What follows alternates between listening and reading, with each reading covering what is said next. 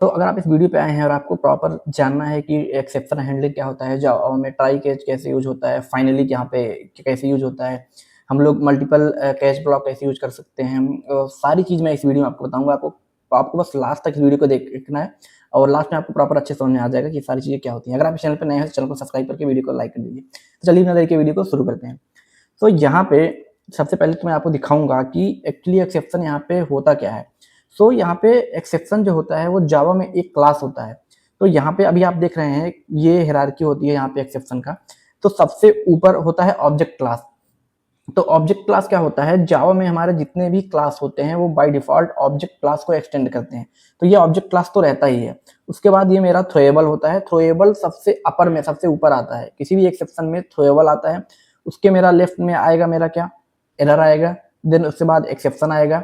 उसके बाद ये सारे जो रन टाइम पे मेरे एक्सेप्शन होते हैं, जो इस कलर में मेरा दिख रहा है आपको, रेड में जो दिख रहा है वो क्या होता है, हमारे अनचेक्ड एक्सेप्शन होते हैं। और ये चेक एक्सेप्शन ये सारे होते हैं जो आपको इस कलर में दिख रहे हैं। तो अभी मैं आपको सिंपल एक एग्जांपल के थ्रू दिखाता हूँ कि ये एक्चुअली वर्क कैसे करता है। तो यहाँ पे मैं अपना VS कोड पे आऊँगा। अभी यहाँ पे एक कोड यहाँ पे लिखा हुआ है। तो इस कोड में मैं आपको दिखाता हूँ कि अभी यहाँ पे मैंने एक ट्राई ब्लॉक लिखा है। देन यहाँ पे मैंने मल्टीपल कैचेस ब्लॉक यहाँ पे मैंने लिखा हुआ है। तो एक्चुअली यहाँ पे होता क्या है, ट्राई का मतलब क्या होता है, जब भी हम चाहते हैं कि मेरा एक पार्ट जो है उसमें मुझे पता है कि कुछ हो सकता है रन टाइम पे एरर आ जाए। कंपाइल टाइम पे कंपाइलर को नहीं पता है कि वहाँ पे कुछ एरर आएगा, बट रन टाइम पे हो सकता है वहाँ पे कुछ मेरा एरर आ जाए। तो वहाँ पे हम लोग क्या यूज करेंगे, ट्राई कैच ब्लॉक। तो ट्राई कैच में मुझे करना क्या है कि मैं एक कोड को मैं ट्राई करूंगा रन करने की। जब वहाँ पे मेरा कुछ एरर आएगा तो वहाँ पे मैं एक ऑब्जेक्ट थ्रो करूंगा। ऑब्जेक्ट कौन सा थ्रो करूंगा, वो मेरा जिस क्लास का मेरा वहां पे एरर आया है मैं उस क्लास के ऑब्जेक्ट को थ्रो करूंगा। और कैच ब्लॉक में हमें क्या करना रहता है, कैच ब्लॉक में हमें उस ऑब्जेक्ट को कैच करना रहता है। उस ऑब्जेक्ट को कैच करने के बाद सारा डिटेल यहाँ पे हम लोग उस ऑब्जेक्ट में स्टोर कर लेंगे। देन यहाँ पे हम लोग वहां पे उसको प्रिंट कर देंगे।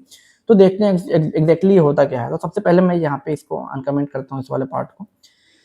तो अभी मैं a/2 यहाँ पे करता हूँ। तो अभी मेरा प्रोग्राम में कुछ भी एरर नहीं है। सिंपली मैं सेव करके यहाँ पे रन करूंगा अगर, तो सिंपली यहाँ पे मेरा ये कोड रन हो जाएगा। प्रोग्राम कंटिन्यूस मतलब ये लास्ट वाला ये मेरा प्रोग्राम कंटिन्यूस ये वाला मेरा कोड रन हो गया। बट अभी अगर मैं इसको डिवाइड बाई 0 यहाँ पे कर दूं, डिवाइड बाई 0 यहाँ पे कर दूं, तो जैसे ही इस लाइन पे मेरा जेवीएम आएगा वो एक एक्सेप्शन थ्रो करेगा। और वो एक्सेप्शन कौन से क्लास का होगा, वो अर्थमेटिक एक्सेप्शन होगा। तो अभी मैं प्रोग्राम को अपने सेव करके अगर मैं रन करूंगा तो आप देखेंगे कि सिंपली यहाँ पे इस वाले लाइन पे मेरा एक एक्सेप्शन थ्रो हुआ। एक्सेप्शन थ्रो मतलब वो एक ऑब्जेक्ट थ्रो करेगा। ऑब्जेक्ट किसका थ्रो करेगा, ये अर्थमेटिक एक्सेप्शन का वो एक ऑब्जेक्ट थ्रो करेगा। जब वो थ्रो करेगा सबसे पहले ये इसमें आएगा, इसमें देखेगा कि क्या वो जो ऑब्जेक्ट थ्रो हुआ है वो अर्थमेटिक का है। हाँ अर्थमेटिक का है, तो ये वाला कैच ब्लॉक मेरा रन हो जाएगा यहाँ पे। तो यहाँ पे ये मेरा अर्थमेटिक ऑब्जेक्ट यहाँ पे ये रन हुआ। देन यहाँ पे ये एग्जीक्यूट हुआ e.get मैसेज। इसके अंदर बहुत सारे फंक्शंस होते हैं, उसको आप यूज कर सकते हैं। गेट मैसेज करने से मेरा कौन सा एक्सेप्शन आया है वो यहाँ पे प्रिंट हो जाएगा।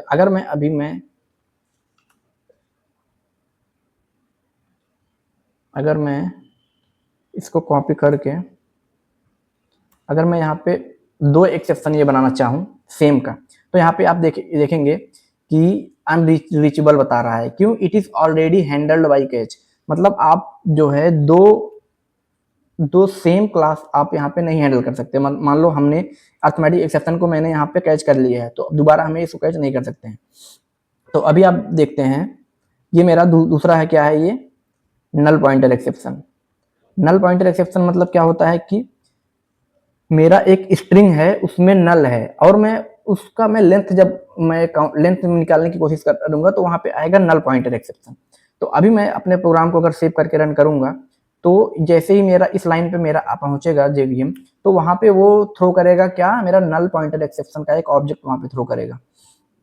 तो इस नल पॉइंटर एक्सेप्ट सेव नहीं किया मैंने प्रोग्राम, सेव करके मैं यहाँ पे रन करता हूँ। तो यहाँ पे ये नल पॉइंटर एक्सेप्शन का यहाँ पे ऑब्जेक्ट थ्रो हुआ। और जैसे ही ये थ्रो हुआ सबसे पहले ये इसमें आया। क्या वो अर्थमेटिक एक्सेप्शन का ऑब्जेक्ट है, नहीं, तो ये इसको स्किप कर देगा ये वाले पार्ट को। फिर ये नीचे वाले पार्ट पे मेरे आएगा, यहाँ पे चेक करेगा क्या वो नल पॉइंटर एक्सेप्शन का ऑब्जेक्ट है, हाँ, वो उसका ऑब्जेक्ट है, तो वो इस कैच ब्लॉक के अंदर जाएगा और ये मेरा यहाँ पे आउटपुट आ जाएगा। यहाँ पे ये मेरा, यहाँ पे देख सकते हैं ये आउटपुट आया नल पॉइंटर एक्सेप्शन, और ई डॉट गेट मैसेज करने से वहाँ पे वो मेरा आउटपुट यहाँ पे आ गया, मैसेज यहाँ पे आ गया। तो सेम इसी तरीके से मैंने यहाँ पे बहुत सारे मैंने एक्सेप्शन यहाँ पे मैंने लिखा हुआ है।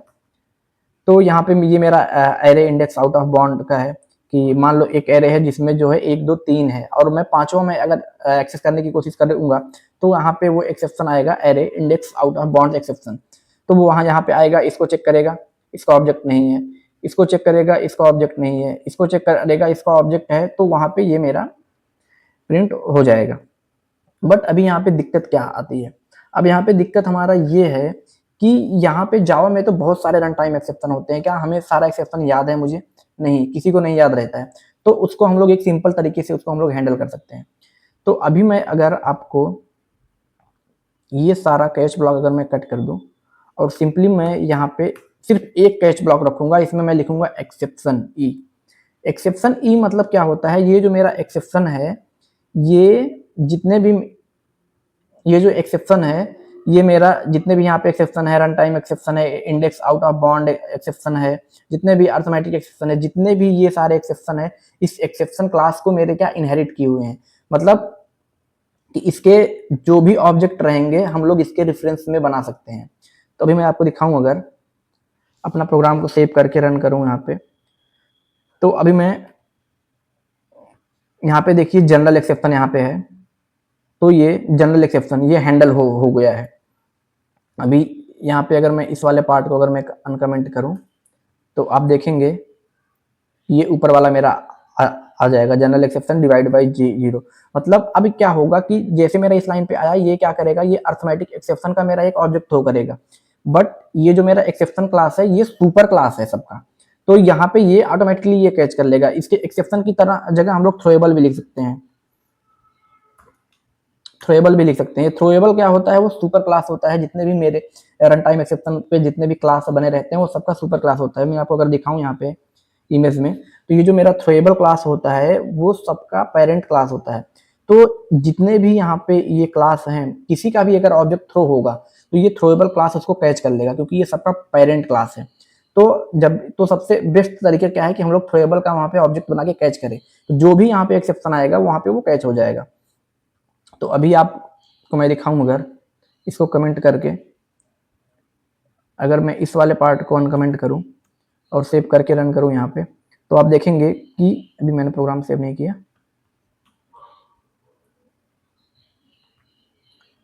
ये भी यहाँ पे रन हो गया है। मतलब अब जितने भी मेरे ऑब्जेक्ट थ्रो होंगे वो सारे जो भी ऑब्जेक्ट थ्रो होंगे ये इस पेरेंट क्लास को, जो जितने भी क्लास रहेंगे वो उसको इनहेरिट किए रहेंगे।